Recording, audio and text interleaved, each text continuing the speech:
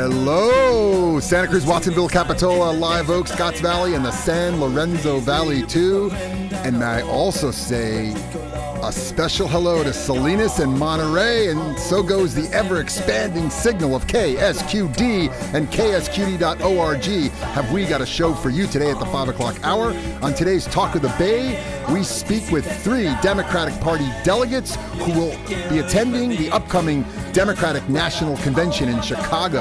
What does a delegate do? How do you become a delegate? Are you casting your delegate ballot for the party's seemingly anointed one, Kamala Harris, or someone else? Should Dems have an open convention? These are all questions that will be explored on today's Talk of the Bay and our continuing Santa Cruz saga, What's Left of the Left in Santa Cruz County. It's all right here, KSQD 90.7 and KSQD.org. Stay with us. We'll be back in a Santa Cruz second.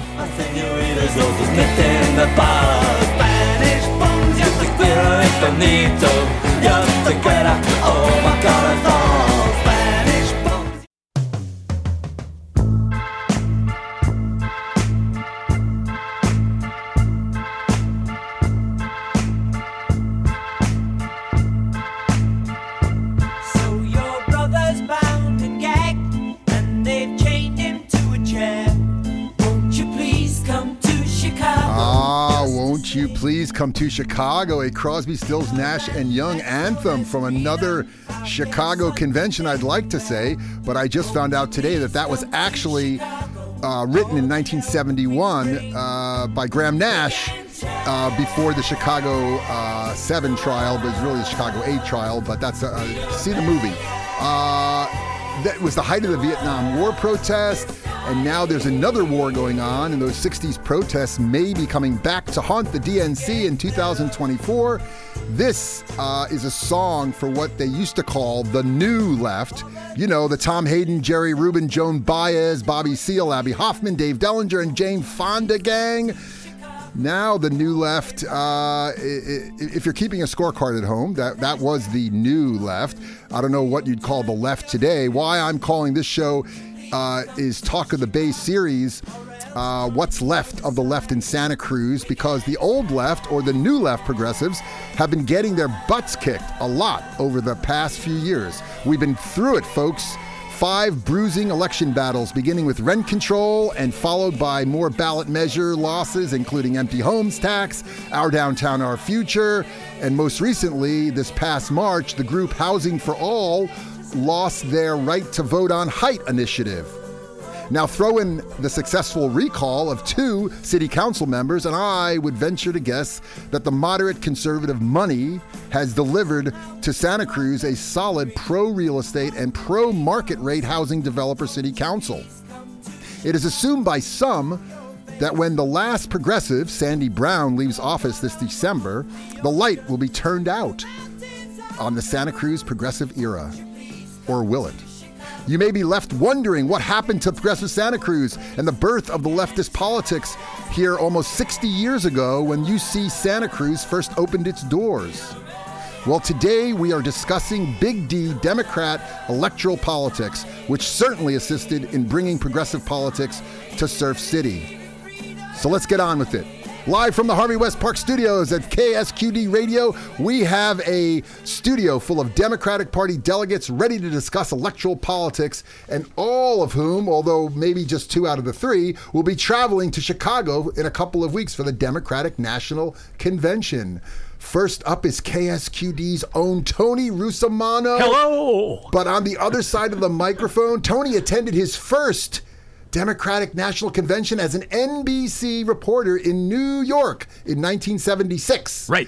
And briefly gave away his floor pass to actors Louise Lasser and Chevy Chase. I had to. I was ordered. I was the low man on the totem pole. So they could shoot a skit for that week's Saturday Night Live. That was a plan anyway. Tony, welcome to Talk of the Bay. Thank you. I hope we'll catch up on that story a little bit later in the show. Hey, I never knew this about you, Chris. You got the patter of a top 40 DJ. Man. Lani Faulkner is fresh off a campaign for supervisor. She lost that campaign, but won the campaign to be a delegate at the National Convention. Hello, Chris. Thank you. She is the founder of Equity Transit, a local transportation advocacy organization. Lani's background as a researcher guided her on a deep dive into local public transit issues. She's a mom and a woman of color who served 7 years as a mountain bike coach for middle and high school kids. She's also a triathlete and a classically trained opera singer with a BS and MS in physiology from UC Davis. Lani, welcome back to Talk of the Bay. Thank you. Thank you so much, Chris. It's so great to be here again. Our third Democratic National Convention delegate is Nelly Vaquero, is an educator and a president of the Pajaro Valley Federation of Teachers and the elected vice president of the Executive Council of the California Federation of Teachers, a union of educators and classified professionals. She has lived in Santa Cruz for 18 years and proudly raised 2 children who attended Pajaro Valley schools. Many know Nelly Vaquero as a fierce advocate for public education and labor rights. Nelly, welcome to Talk of the Bay. Thank you. Lani, DNC delegate, how excited are you about being a delegate? And what do you think the responsibilities of delegates are? I think this is a huge, amazing. I'm so excited. This is a historical moment in time for us. I think we were ready to be there for Joe Biden as delegates and ready to support him on what needed to be done. But a lot of us, quite honestly, after that fateful debate, really were concerned. And we're watching. Concerned, depressed. I wanted to bang my head against the top of the table. I think that was a feeling everybody had. Absolutely, and universal. So, literally within hours after Biden announced stepping down, and Kamala Harris was his choice, his endorsed choice, there was just a lifting of energy. My husband said, I'm actually going to donate to the campaign. People from all over the county were reaching out and so excited. And I personally am incredibly excited, not just because Kamala Harris is an amazing candidate and as a woman of color, because we're so behind. We're decades behind bringing a woman on as president. There's just so many reasons to be excited, to have a younger voice of experience in the mix. Tony Russomanno, 1976 DNC, Madison Square Garden. What was that like? Well, I was, like I said, NBC Radio, and I had a floor pass as one of like a half dozen or so NBC reporters. I was assigned to radio, so I was just hanging around. And because I was a low man on the totem pole, I got a phone call from a boss who said, you need to give up your floor pass today. Louise Lasser's coming down. She wants to see the convention. Well, Lasser was hosting Saturday Night Live that week. I think it was her second season.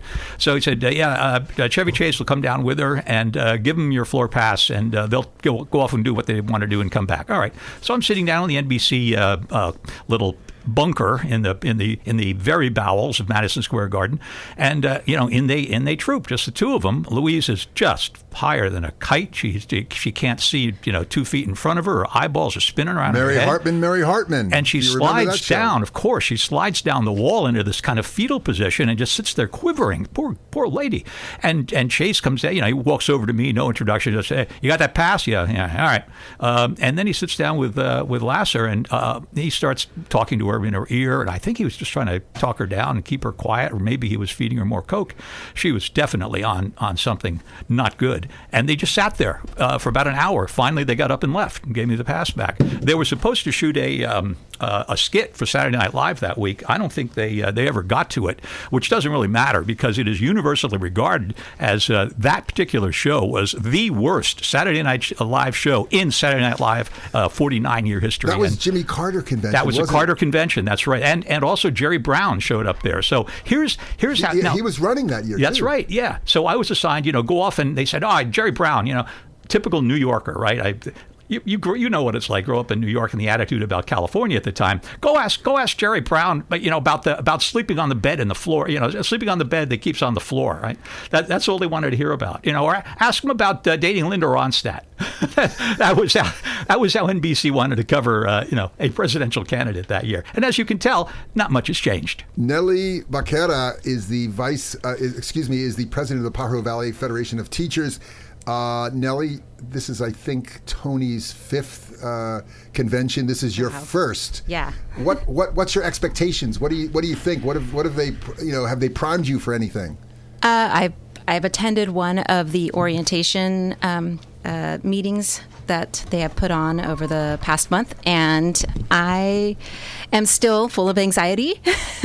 I'm excited, and just as Lani was talking about, just the just the reinvigoration of like the energy, the excitement to be a part of this process, and I am I'm anxiously awaiting, nervous, and just super grateful that I actually was able to get, how did I get people elected, the 3 of us? And so that's what I'm grateful for. This is something I'm interested in. While I'm the president of our federation for our local district, it just seemed like something, another level of political involvement. And so it was, I put my name in the hat and put it out there to the people who were voting. And so, yeah, I was just very lucky. But people had to actually come to a place and vote for you, or correct. They could do it online? They did it online. And but they had to know. They had to know. They had to know. Did you campaign at all? I just told a couple of people word of mouth, and it just sort of was just luck. I didn't tell anybody. And no one. Yeah, I didn't expect. Well, you seem like a popular guy. No, no. Like you see Tony's name on the ballot, and you're just like, well, why not? But I know him from the news. He's somebody out there. I put in the application. Back I don't know when it was. When did we apply? March, April, something like that. That's right. Yeah. And I was talking to Andrew Goldenkrantz, who's the chair of the local Democratic Party, and he said, "Yeah, well, I was thinking of it also, but heck, it's going to be Biden. There's going to be no drama." I said, "Andrew, there is a very, very small chance that this convention will be very, very important." And here we are. So yeah, I think that actually, Tony and Chris, you asked this earlier about the responsibility, and this is really key. I was going to get back to that because I noticed you didn't, respond. I didn't actually answer your question, and this is really key because this is what we call representative politics. I mean, this is true representation. A lot of people don't realize it. We have a primary in California. People know that. So you cast your vote as primary, but it actually isn't a direct one-to-one vote for that person. So even though people cast in the primary, there's actually very complicated formulas that they follow in order to determine how many delegates each candidate gets to then get to actually do the nomination of our candidate. So the process of electing us as delegates is a little bit, used to be very much a part of insider politics, and now has become more and more transparent. And my viewpoint is, let's make it as more transparent, as more representative as possible. And we're still working on that. But at this point in time, only just under 4,000 people have been elected throughout the United States to make this choice of who our next Democratic nominee is. Were you involved with, God rest his soul, Glenn Challer? Was he part of this at all this time around? Not this time. No. Well, he wasn't, because he usually passed. tries to put people together, put a slate together. He did 8 years ago for Hillary. I was part of that effort. Our Santa Cruz delegation was the only delegation composed of both Hillary delegates and Bernie delegates. This is 2018. That's right, yeah. And we were the only Hillary and Bernie delegations that talked to each other during the convention, because we weren't really elected, as pledged to Bernie or Hillary, but because Schaller put it together, and he was the voice of the underground backstage, behind the curtain. He was the staff person for the Central Labor Council for years. So he put together slates of people who supported union, and I'm 100%, of union calls and says we want this, you got it. A union saved my life twice. I am fully in support of unions. So he put together 2 slates of union backers, and with the agreement that, okay, we're pledged to one candidate, the other's pledged to another, but we're going to work for union activities at the convention and do whatever we can, which it turns out to be not much once you're there. Nevertheless, it was the idea. And were you in NABIT? No, AFTRA, SAG-AFTRA. Yeah, no, NABIT was the engineers. Oh, okay. That was your dad, right? He was in there. Yeah. Nelly, are you involved much in politics around Santa Cruz County? I mean, is that what got you into this? Did somebody drag you in, or you threw your hat in the ring, but how did you know about it? I learned about it as a vice president to our executive council for the California Federation.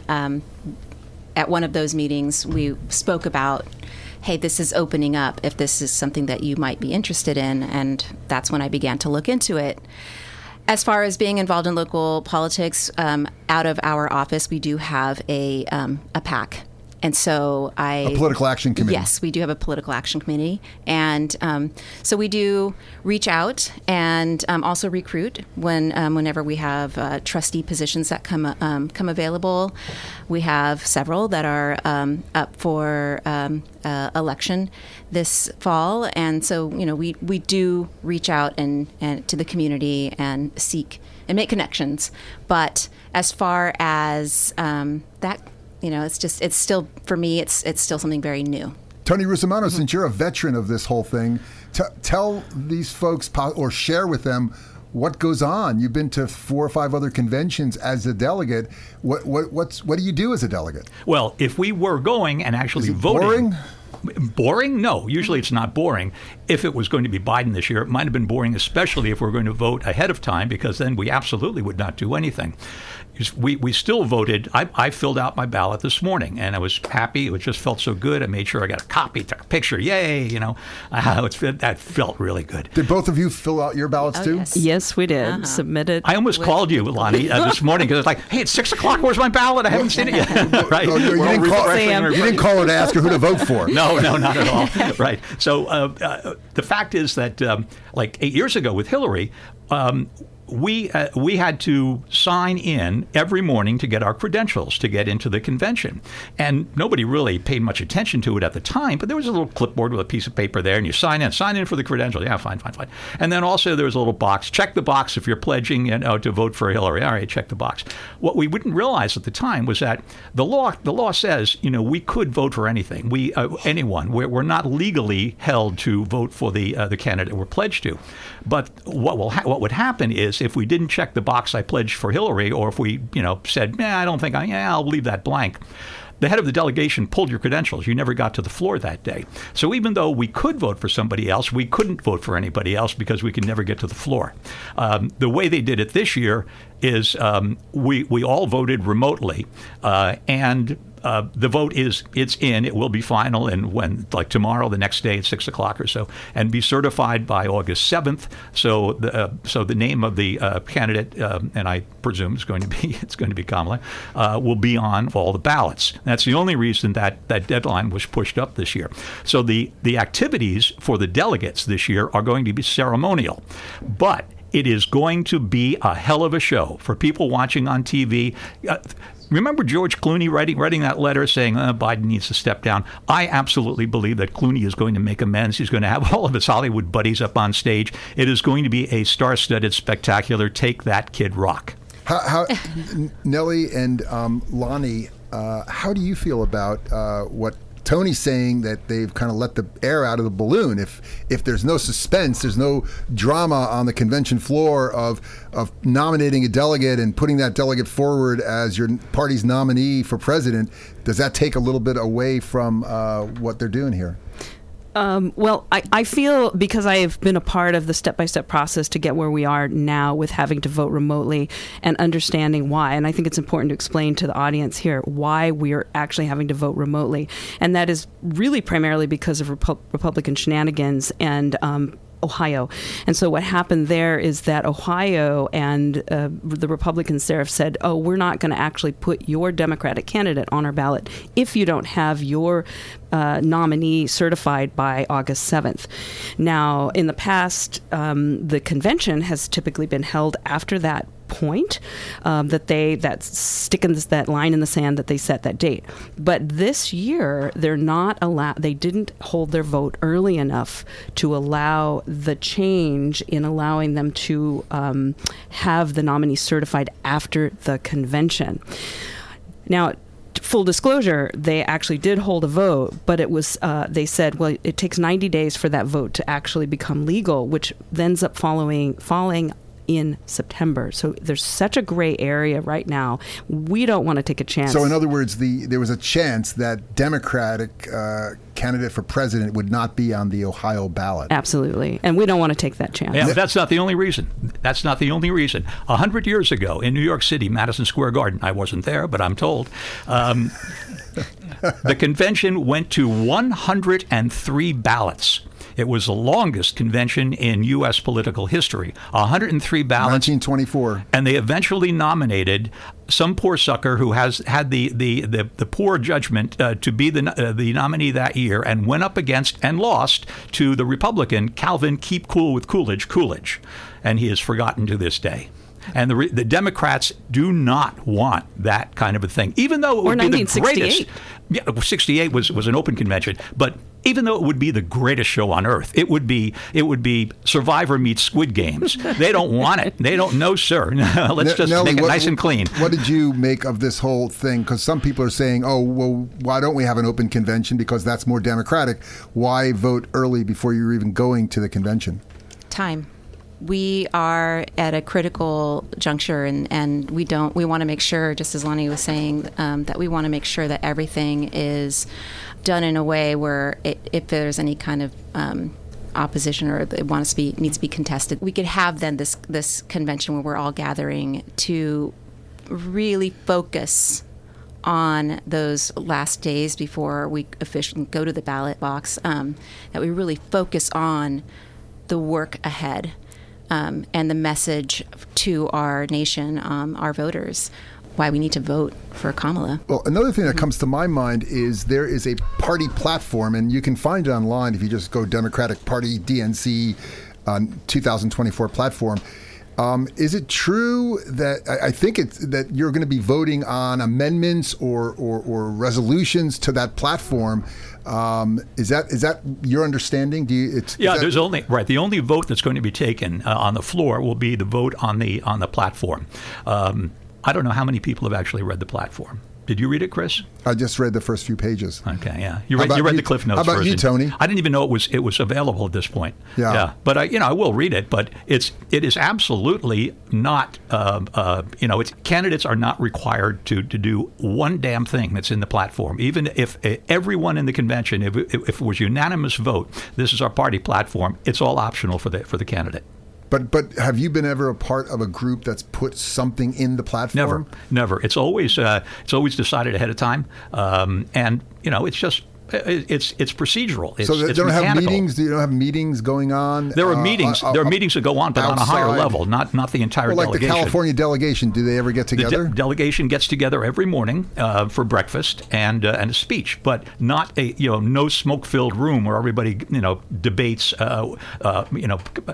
subsection 2, paragraph 3 of the platform. None of that happens. That is done at a much higher level on the Democratic National Committee, the Rules Committee, the Platform Committee, all those people, the national delegates. Yeah, and that's representative.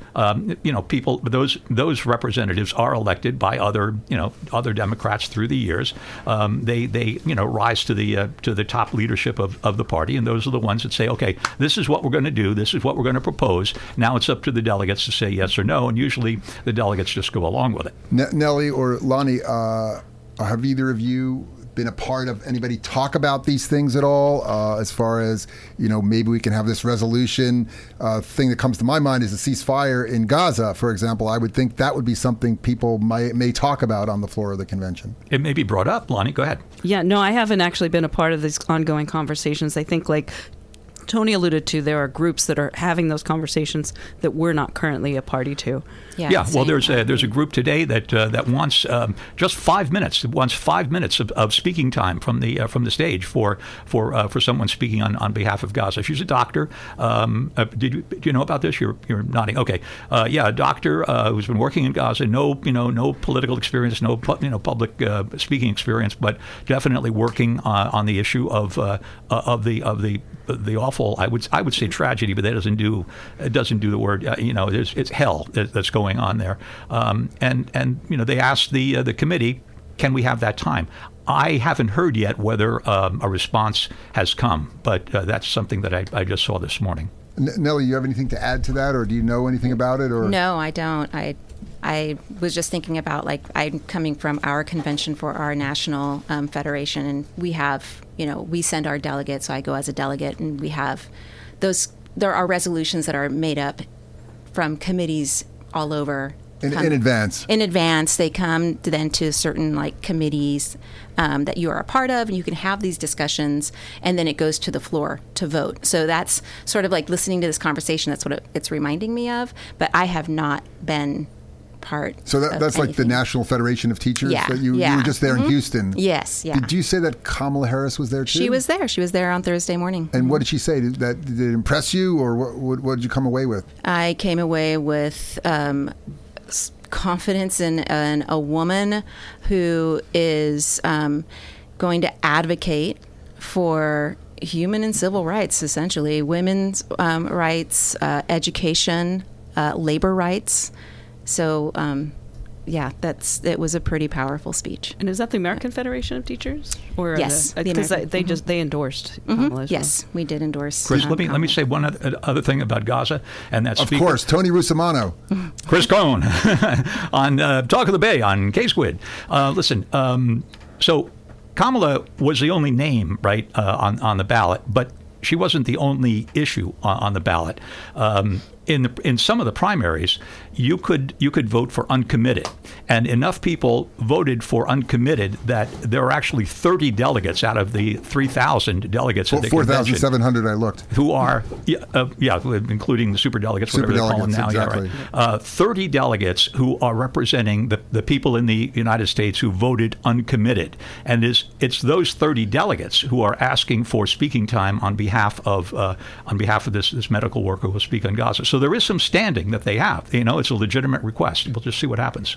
Interesting. Did Gaza come up, the ceasefire come up at all at the convention for the American Federation of Teachers that you know of?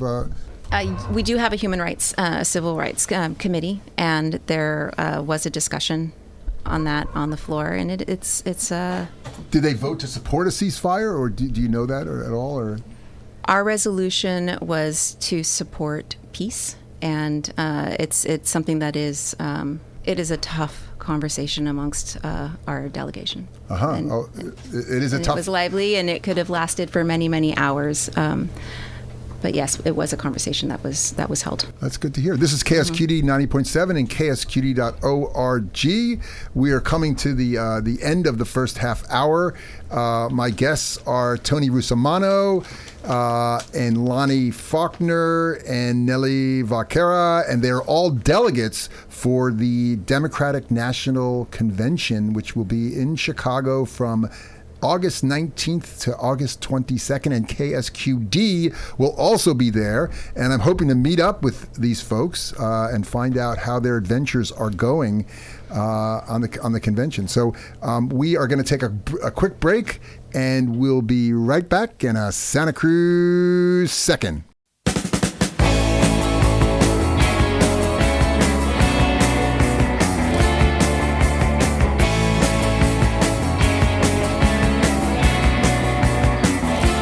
We are back. This is Chris Krohn for Talk of the Bay. What's left of that Santa Cruz left? We're talking with Tony Russomanno, a former radio broadcaster, in fact. And TV. Yeah. And Lani Faulkner, who was a supervisorial candidate, and she won, or they all won, spaces to go to the convention, and they were voted as delegates to represent Santa Cruz County. And Nelly Vaquero is also with us, president of the Pajaro Teachers Federation. I hope I got that right. Federation of Teachers. And what do you mean former radio broadcaster? I'm sorry. I'm on K-Squid. I do a show every Saturday morning. Yeah. What a week. Thank you. With Eric Nelson. Yeah, at 11 o'clock. What a week. 11 o'clock. K-Squid. Eric Nelson. Russomanno. Here you go. Yeah. Wow. Strap on, baby. And Lani wanted to know why you talk so fast, Tony. Because I only get an hour every Saturday. I get 1 hour in the week, And you're talking fast. And we're both from the New York area, right? I went to school in New York. You're from Long Island. So, the New York Times, this is a perfect day. The New York Times said that the delegates were going to vote today, and the NBC in Chicago reported that delegates to the Democratic National Convention will officially select their nominees for president in a process that begins Thursday. But unlike in past years, they won't do so in the raucous party atmosphere of the convention floor or even during the convention itself. Instead, they'll quietly fill out electronic ballots in the comfort of their homes, offices, or vacation spots more than 2 weeks before the first delegate steps foot inside Chicago's United Center, end quote. That was from NBC Chicago. I want to just go back. I'm getting from the three of you that has not. Well, I know, Tony, you're not going as a result. No, you're off to Alaska. I'm off to the further north than that. I'm off to the Arctic Circle of traversing the Northwest Passage. It just seems like it would take something away from the aura of excitement at the convention that we're going to do this on the floor. It's going to be an exciting convention. It will be. It will be a fun convention, but nothing of substance will be decided. Okay, let's go into what it's going to be decided right before the convention. Another thing that's going to be decided is the vice president. Who will Kamala Harris pick as her VP? And I would love to hear from each of you what your dream candidate is and what you think the realistic candidate is. And they could be one and the same person. I'm going to go to my right over here, Lani Faulkner in the studio, KSQD 90.7 and KSQD.org. Excellent. Well, I think, here is where I think the conversation of strategy has to come in. So who would I love to see in that position? I love Pete Buttigieg. He's a favorite of mine. He's intelligent. He's served his country. He's incredibly savvy. He's been serving as governor and more recently in the transportation secretary role. All of these things are incredible. However, I realize in terms of strategy, I have also thought of Mark Kelly from Arizona, from a swing state, as being a potential strategic choice. So I would say those would be my top two, but I also realize that there's strategic conversations happening behind the in the inner circle that we may not even be thinking of all of these pieces. Buttigieg is your favorite and Kelly's your strategic choice, or they're both strategic choices? I think Pete Buttigieg is my favorite, and Mark Kelly is the strategic choice. Nelly Vaquero, who's your favorite? I agree, Pete Buttigieg, but Wow. I think that looking at, ideally, that would be wonderful for the same reasons. But I'd also look at somebody who is pro-labor, and so that could be Tim Walz. Tim Walz is from Minnesota. Mm-hmm. He's the current governor of Minnesota. That's one you don't hear a lot on the West Coast. Tony Russomanno, you have any predictions for us? No, I have no predictions, but I can tell you who I favor, who I like. I love Pete Buttigieg. He is grade A choice prime husband material. I'm telling you that. Lani, you stay away from him. He plays on my team, all right? Pete is fantastic. This guy opens his mouth and thoughts come out. To have him and... Pretty amazing for a politician, huh? Yeah. Actual, important thoughts, right? And he expresses himself so well. He and Harris together would make a dynamite team in terms of how they present their messaging and communication skills unsurpassed. However, strategically, yes, I would go with either Mark Kelly, Arizona, great military background, swing state, and also Governor Walz, Minnesota. But what the heck do I know? Nothing. I'm sorry. I am not Criswell the Magnificent. I cannot make predictions accurately. Wow. I just have to say, someone Yes. pointed out that if you take away the S of Harris and the judge of Buttigieg, you get a really funny, Oh, well, we're going to let you figure that out in the leisure I don't of know your if home. I can say that on they got to vote. Shame on you.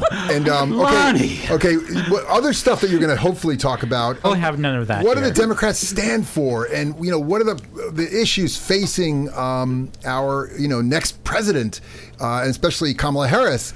And we heard a little bit on the streets of Santa Cruz today. We heard about immigration, drugs, and housing. And if you would play a little bit of that right now. It looks like some rain.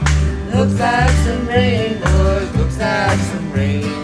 Out in the east, and it looks like some rain. Like on a laundry room. Lost all my money, but a $2 bill. $2.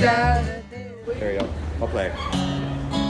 So if you had an opportunity to tell Kamala Harris something, send her a message, what would that be? Align your actions with actions of love. Always love, use your words with love, and be true to yourself and your heart.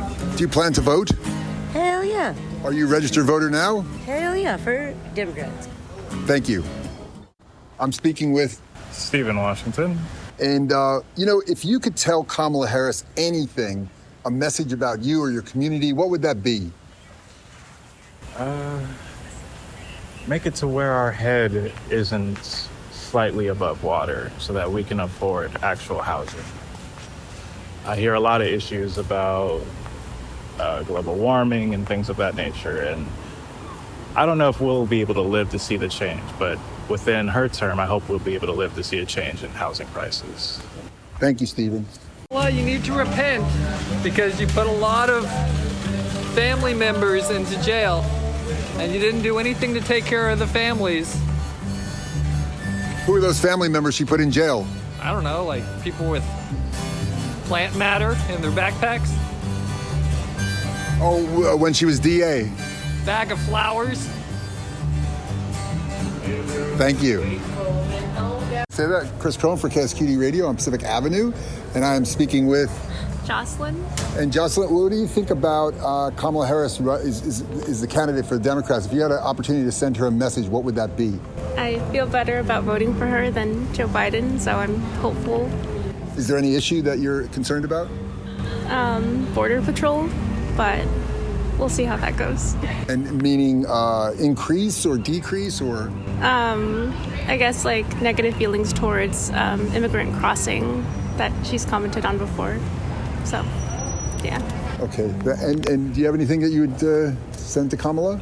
I'll hope you're a good president. Thank you. Thank you. Okay, this is Chris Krohn, KSQD Talk of the Bay, and those were voices on Pacific Avenue today responding to a message. How would they message Kamala Harris? What would they like her to know about? And one thing really stood out was the guy that talked about housing, right? It was Tip O'Neill who said all politics is local. What is the president of the United States going to do about housing? But there's so much that needs to be done. I mean, the Santa Cruz Civil Grand Jury, right? Their report that says we're not keeping track of who gets to live in affordable housing. It's absolutely amazing. How is it that we're not doing that? I mean, what would it take? I don't know if they're people or maybe they're commuting to Google. We don't know. Yeah, people. It's supposed to be about the local workforce. So yeah, let's fix that. So I think we need to work on that on the local level. What will the president do? Just keep up the good work, and not, just keep that orange menace out of the White House. Well, and she's being supported by at least 7 environmental organizations that hadn't endorsed Biden. So Biden, of course, is endorsed by a number of environmental organizations, but she's been endorsed by many, many more. And, there's something personal that I actually really admire that she said recently, and that is the reopening of a conversation of giving voting rights to convicted felons. I think that's, I imagine in a fascist regime that any of us could be a convicted felon, and to lose the right to vote would be, it's really scary, and people who are convicted felons don't have that right. Now, I learned a new thing, which is California gave that right back in 2022.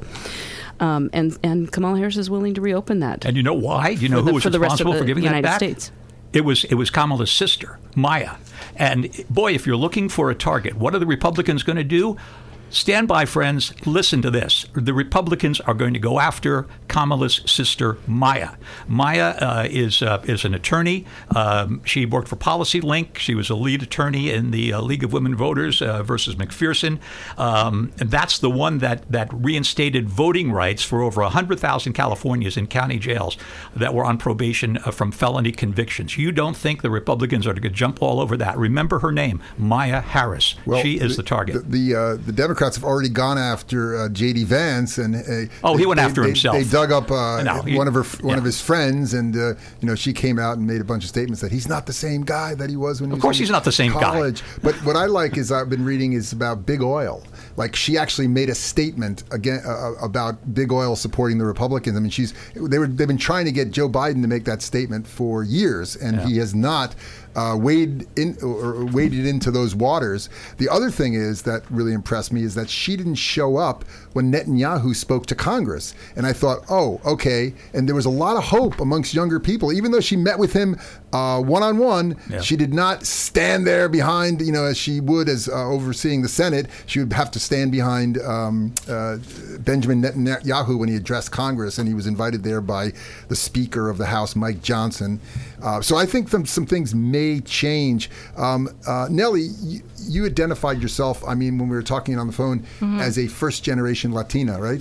And so the woman that was interviewed today that just spoke about the border, it was kind of, I had to parse, like, okay, what is she saying? But it sounds like she wants a little more compassion and empathy on the border than Kamala Harris has shown in the past when Biden sent her down there and she made some statements from Guatemala that weren't taken very well by some immigrant organizations.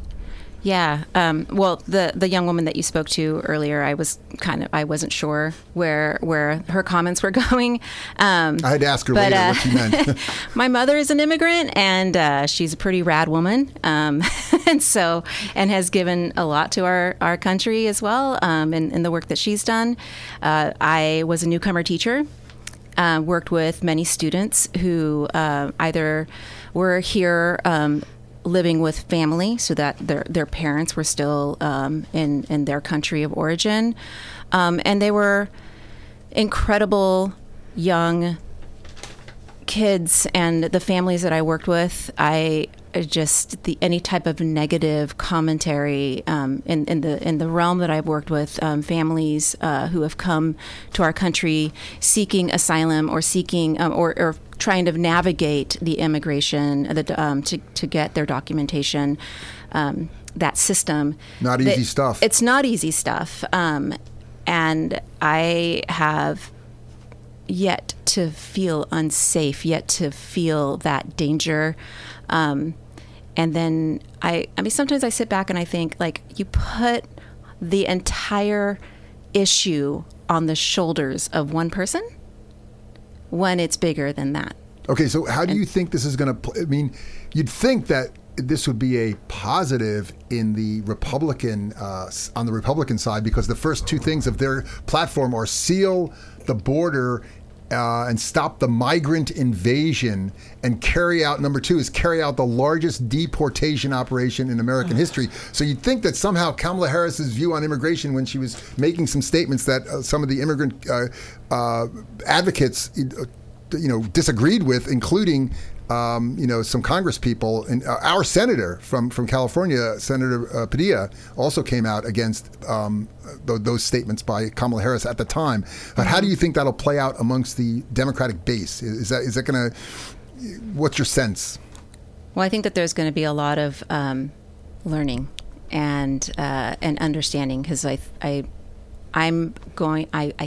believe that, or I would like to maybe believe that she just was not very versed on, like, the real issues and how large those the roots of all those issues of why people come to the United States to seek refuge, and what have we done, the policy wise, to their countries to provoke that. Exactly. So especially there El Salvador is this big to mind. story. Yeah. So I think that she's now going to be in a position of really needing to understand the history and create that team and have and learn about how we can work together and work to improve the policies we have in place and the pathways we have in place, and to begin to address the severity.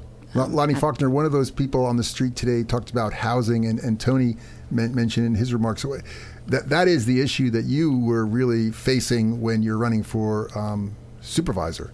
And this is something that came up, and I saw you last night at the Scott Wiener Sandy Brown face-off at the hotel, and I thought that Councilmember Brown did quite well in responding to Scott Wiener's sort of supply side economics, supply and demand is going to solve everything. I never liked that guy. Kind of thing.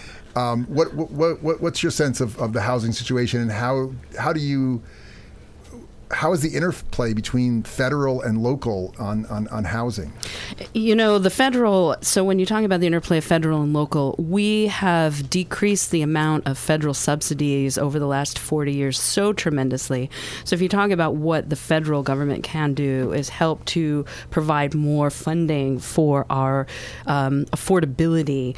The thing that I didn't hear over and over again, I know several of us actually submitted questions, but they were being screened in last night, is that nobody talked about private equity and the fact that they have now bought over 25% of single-family residences in this country, and that private equity is running everything into the ground. They're running veterinary hospitals, elderly facilities, you name it, they're buying it up, they're running it into the ground. It's all about maximizing profits. Corporations use, bankruptcy as a way of making money. Trump has used bankruptcy as a way of making money. So we have all these mechanisms that really have undermined the solid working classes, the communities, and our housing. We needed a data-driven conversation last night, and I didn't really hear that. No. And we needed someone like Miriam Greenberg, who does a lot of data around this last night, to be a part of that conversation.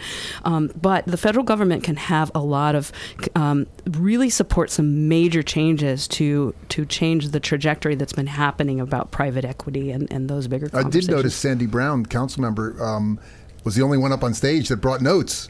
Of course, the interview had some notes too, but two of the people up there didn't seem to they just were talking off the top of their head. I'm very data driven, so some of the things that she mentioned are things that I've actually had in my own research when I presented.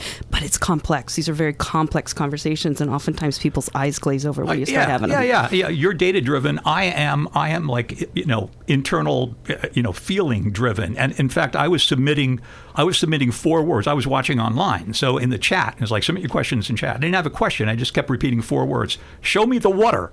Water's a big deal. I mean, I said this 30 years ago because I'm a farm girl. I was raised on a farm, and I said, water is going to be like gold someday. Well, we're there, and we really have to think about that in a very constructive way. I mean, why are we creating ways of shunting water to the ocean? We should be creating ways of saving water. If you want to know about water in Santa Cruz, talk to John Laird. He did his senior thesis when he was at UCSC. I think he's class of 69 on water, and guess what? He became the sort of Secretary of Natural Resources for the state of California as well. One doesn't talk to John Laird. One listens to John Laird. He's fantastic.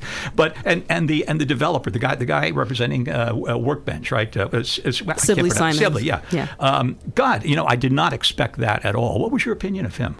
I thought he was very heartful. Actually, I've been trying to talk to him for months, and I was like, oh, wow, he comes from heart. So we're talking about a forum that was put on last night by the local online publication Lookout Santa Cruz, and they do this every once in a while, and they brought together people to talk about the housing and the housing crisis basically in our part of the world. This is KSQD 90.7 and KSQD.org. I am really having a nice energetic time here with 3 delegates who are going to go to the Chicago convention for the National Democratic Convention in Chicago. And this Lani Faulkner, Tony Russomanno, and Nelly Vaquero. And I have a thing I want to read to you. You didn't have to read the Democratic platform, but I'm gonna read the first one of the first paragraphs on the first page, and I just want you to maybe to respond to it. Our nation is at an inflection point. What kind of America will we be? A land of more freedom or less freedom? More rights or fewer? An economy rigged for the rich and powerful, or where everyone has a fair shot at getting ahead. That comes from the Democratic National Committee platform that is going to go before the delegates. It's an 80-page document. The Republican one is 16 pages. And I urge anyone just to put them side by side if they just want to look at the two documents and compare them, and you can compare parties pretty well. I'm going to go to Nelly Vaquero. What do you think? I think it's trying to say what are the differences between voting Republican and voting Democrat here. They were giving some comparisons there. Yeah, it's very stark where this is such an important election, and because it is going to impact everybody. It's going to impact public education. It's going to impact, if you have a job, it's going to impact you. It's going to impact women. It's going to impact your health care. Alongside, with immigration. And I mean, there is so much at stake with this election. So yeah, there is a lot. And if we want affordable health care, the possibility for it to continue or to, be improved upon, that's at stake. If we want, that, and that is inclusive of like the medication that we might need to use. I have an expensive inhaler that isn't covered under my health insurance, and I have good health insurance. So these are the things that matter to the common person, which is a majority of us. We're not all multi-billionaires in this, special circle. So yes, all these things that you read, this is a very impactful moment in our history. And so, yeah, it's something that we cannot go to sleep on. And so that's why it's 80 pages, because we need to know. Tony Russomanno, this watershed moment, or do you see it as a watershed moment? Yeah, the Democratic Party platform and free cookies for orphans. Come on, give me a break. It is absolutely an optional thing. Yes, it's very nice. The words will be very nice. Yes, it points out the differences between the Democrats and Republicans. Of course, there are those important differences. This election is not about the next 4 years. This is about the next 40 years. Mm-hmm. And if you don't know that already, folks, there's no 80-page document that you're going to read that's going to persuade you otherwise. So, yeah. Kamala Harris and to be announced for president and vice president, period, end of story. Thank you for being an American. Mm-hmm. Lani Faulkner, what's the difference between the two parties, or are we at an important moment? Because every time they say, this is the most important election in your lifetime. I just have to say both Nelly and Tony nailed it. I can't add any more. I have personal little vignettes I might want to lead to, which is we right now have a completely for-profit country, and for-profit shouldn't be in our prisons. For-profit shouldn't be in our health insurance. For-profit shouldn't be in a lot of arenas. As pro-labor, we need to make sure that people who are working a job are making a living well enough to afford the home that they live in. We're so far from that. 45 years ago, corporations paid 75-80% in taxes. Now they don't have to pay anything. It's ridiculous. So let's move the needle. So Robert F. Kennedy Jr. is running, and he's been up and down in various polls, but he's polled as much as 20% in some polls.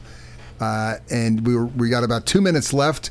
How about a reaction from all of you? How would you convince or what would you say to someone who's thinking about a third party, either Cornel West, RFK, or Jill Stein? Those are three names that are on the ballot along with Harris and Trump. Hey, RFK Jr., it could be worse. He could be Ralph Nader. I think being data-driven, I've looked at RFK's website, and he's doing a lot of emotional appeals to people that are very emotionally interesting. But I just have to say, as a data-driven person, I can say over and over again that there's no metal behind the man. He was good in environment. I think that his statements are interesting, but he just doesn't have the experience, and he doesn't have, the whole vaccine thing is a whole bunch of misinformation. As a scientist, it's a problem. Nelly Vaquero, you get the last word. Oh, well, I'm going to agree again with Lani. I'm glad I'm sitting here with you, seriously. And because especially for the vaccine bit, it's just we need somebody who is going to be based on fact and reality. All right, I think we're going to have to leave it there. And this is Chris Krohn for Talk of the Bay. My guests, thank you so much for coming to the studio. Lani Faulkner, Tony Russomanno, and Nelly Vaquero. This is KSQD 90.7 and KSQD.org. This show is about getting active. You know, you listen, but you got to go out and do stuff. So I'm going to say good night and good luck, Santa Cruz, and get out there and get people to vote and look at those platforms and inform yourself. An informed voter is the best voter. Good night.